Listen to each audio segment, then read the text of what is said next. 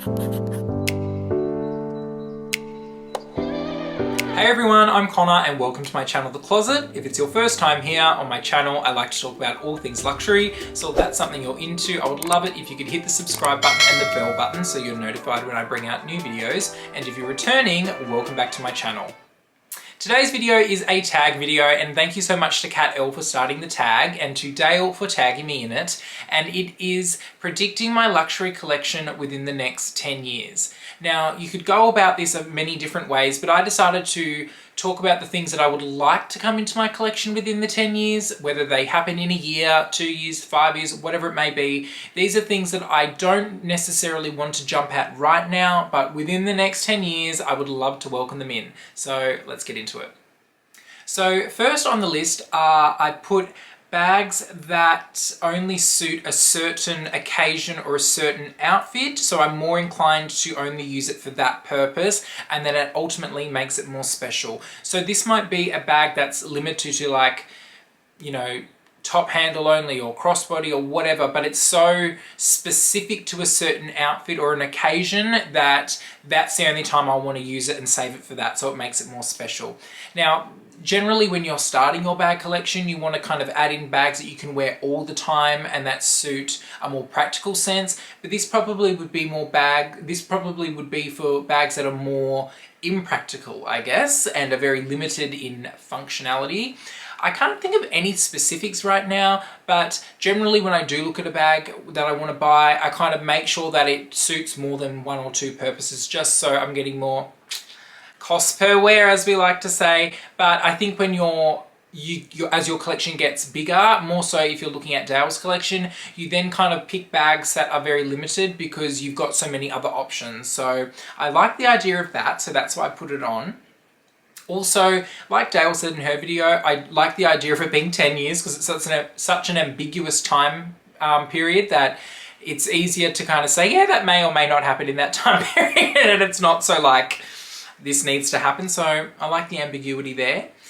Next, I've added more fine jewellery. So this isn't necessarily designer fine jewellery. This can just be jewellery from a private jeweler or anywhere, but I'd like to add a tennis bracelet that's either in normal diamonds with white gold setting or black diamonds with a white gold setting.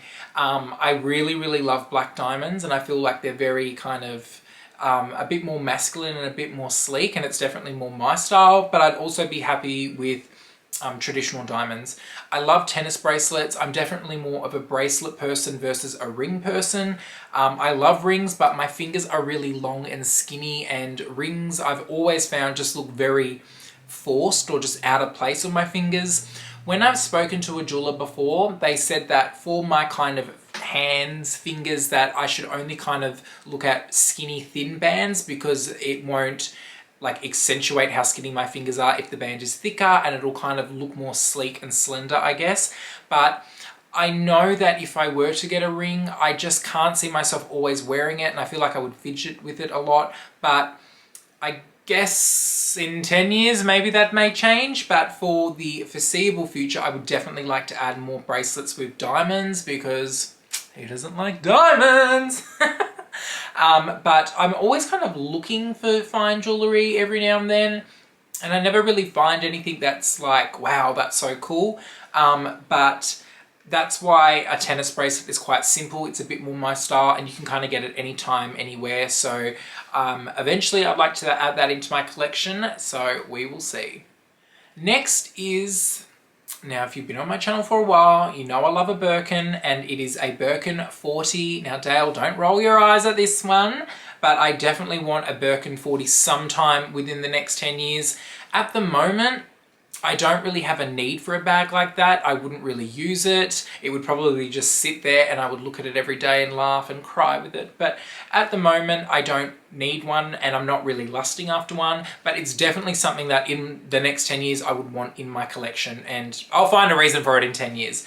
But I just have always had a kind of lustrous relationship with Birkins. I don't know why, and I just love them. I don't know. I'm crazy, all right? But I just love them. But I would definitely want one in the 40 size because it's really big and I like that. And in terms of colors, who knows what kind of direction I'd be in there, but I would kind of prefer one in either a nice blue, whether it's like a medium to light blue, or I would want one in like a neutral like gold or a taupe. With regards to the hardware, I would probably more lean towards the palladium section, but different colors go with different hardwares, so I don't really set my heart on a certain hardware. But who knows what will happen down the track. But I definitely really want one in my collection, just because makes my heart sing. Next on the list is the Fendi Mini Peekaboo ICU in the men's range. Now, if you've been watching my channel for a while, I have been lusting over this bag for ages. And I think the first time I mentioned it was in my 2021 wishlist video. So it's been well over a year and I am still like obsessed with this bag. So that is a sign that I need to get it. But I'm in two minds about the color that I want, because half of me wants to get the black with the palladium hardware, because I find that bag kind of works really well in all black. But then the other half of me is like, no, it's Fendi, it's so fun, you should get a really nice color, like a nice blue. So I'm really in two minds about what the color is, and because the bag is 7,100 Australian dollars, it's not something that I should just go out on a whim. So my rationale at the moment is that when the right color comes along, I'll know straight away, or I'll be like, no, just get the black. So honestly, I can't even think about it anymore because it's driving me insane. But hopefully I can get it in a color that I see and I know straight away, and that's the plan. But I can see myself getting that bag probably within the next year or 2 years, maybe not even 2 years, maybe the next year. And it's definitely not something that I'll, can't see a need for. I have a need for it right now, but I just can't decide on the color. And normally I'm pretty, down the line with what I want, but for this bag, for some reason, I just can't decide. And I think it's because I know Fendi every season or every year, they bring out different colors, and I've seen how beautiful their colors are, so I don't want to kind of settle or be like, this will do, and then the next season something better comes out and I'm like, so definitely waiting for that. Maybe I'll get one in Paris, maybe I won't, who will know, but I definitely really want to add that into my collection. Next I've added on the list is more designer footwear, and I used to kind of be of the opinion that I don't like spending money on designer footwear because you're always walking on it, they get dirty, you wear them away, and then you kind of getting a lot more wear and tear on such an item versus what you would on a bag. But now that I've had my Gucci sneakers, which I did get pre-loved for a really good price, so I was obviously more inclined to buy them, it's kind of changed my perspective on designer footwear, because whenever I wear those shoes, it elevates the look that I'm doing while still being kind of casual and not being too OTT. And you can wear them a lot more places, but it definitely elevates the look. It adds in luxe where I may not necessarily be able to wear luxe. And it's really changed my perspective on it. So I'm definitely more inclined now to look at different shoes. Before I bought the Gucci shoes, I got the Valentino, what are they called? Like the normal Valentino sneakers. I'll pop a photo of them up here in black. And when I wore them, they were so uncomfortable because the leather was really firm. And of course, I know that these shoes are something that you need to wear in, and then the leather softens and kind of molds to your foot a bit after use. But when I got them, I was just like, I don't want to have to do this much work for such a pair of shoes. And also, I think the black was a bit too harsh for those shoes. I definitely more like white sneakers. So I'm kind of more heading down that route of purchasing the Rockstar, what are they called? Oh my God, it's like literally on the tip of my tongue, but I just can't remember. But yeah, the Rockstar white sneakers, I definitely would like those. Every season Valentino does like a different rendition of those shoes, like the ones with the blue stripe on the side or whatever. So I'm kind of not sure what I'd want to go with, but I would get the value out of buying something like that. And then obviously later down the track, I'd probably want to introduce in more high-end like business shoes. Louis Vuitton have amazing business shoes.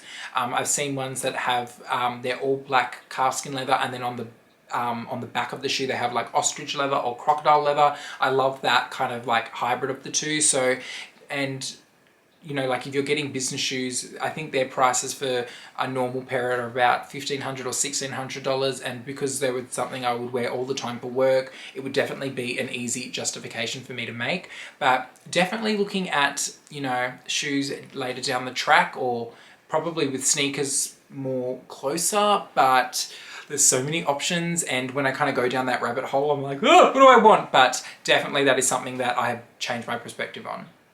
And last on the list, I've put, which is very ambiguous in general, but I've put continuing to buy whatever makes me happy when I fall in love with it, and not trying to justify a bag purchase with lots of different factors. Obviously, I don't know what's going to come out in the years to come or the seasons to come, and I think that it would be naive to say that you know, I'm going to reach a limit or whatnot, because I may fall out of love with the bag and move that on and then bring something else into my collection, or I may keep everything and just keep adding, because every, you know, collection that comes out, there's things that I fall in love with. So I'm never going to put a limit on how many bags I have. I'm never going to stop buying them. I'm obsessed. I love them. I love all things luxury. And I will continue for the foreseeable future, and at least the next 10 years, continue to buy what I love, evolve my style, evolve my collection, and I can't freaking wait to see what will come out. And we can't help what we love, right? So that's it. But thank you so much for watching this video. Thank you, Kat, for creating it. It actually got me thinking about a lot of things, and it got me thinking about what I really like and what I really want. So I'm going to tag some people down below in the comments section. Apologies if you've already done the tag, but I'll tag you anyway. And thank you to Dale for tagging me in this video as well. Thanks so much for watching this video, guys. Let me know your thoughts down in the comments, and please give this video the thumbs up as it helps out my channel. But I hope to see you all next time.